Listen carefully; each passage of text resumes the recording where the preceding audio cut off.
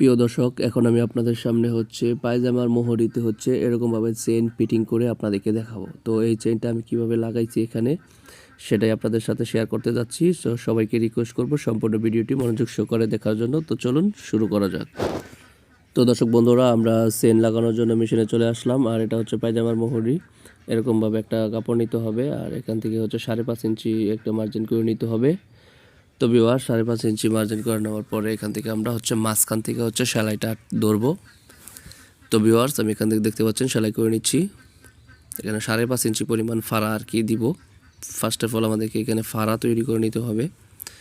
তো সেলাই করে এভাবে মাঝখানে 200 পরিমাণ ফাঁক রেখে সেলাইটা করে নিয়েছি। তারপর কেটে নিচ্ছি এখান থেকে।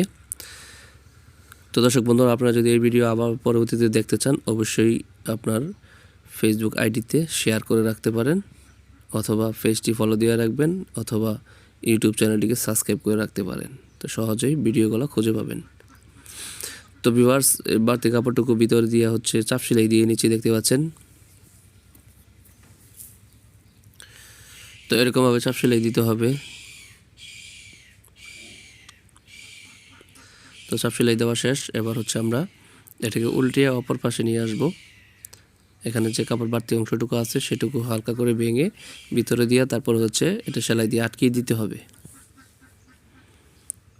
তো এরকমভাবে সেলাই দিয়ে আটকিয়ে দিতে হবে।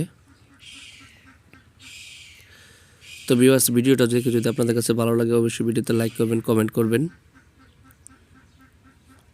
তো দর্শক বন্ধুরা, আমি এখান থেকে সেলাই করে আটকিয়ে দিলাম। এবার আমরা মেন যে টপিক সেটা চেইন লাগানো, সেটা এখন আমি লাগিয়ে দেখাচ্ছি আপনাদেরকে। এরকমভাবে প্রথমে আপনাদেরকে এরকম ফাড়া তৈরি করে নিতে হবে, তারপরে এরকমভাবে চেইন লাগাইতে হবে। তো ফার্স্ট অফ অল এখানে চেইনের যে এটা আছে এখান থেকে সেলাইটা ধরতে হবে। নিচ থেকে সেলাইটা ধরে নিলাম। 1 ফিট দূর দিয়ে সেলাইটা দিচ্ছি।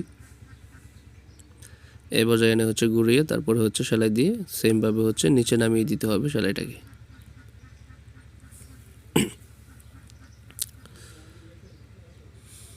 তো ভিউয়ার্স, দেখতে পাচ্ছেন এরকমভাবে সেলাইটা নামিয়ে নিলাম।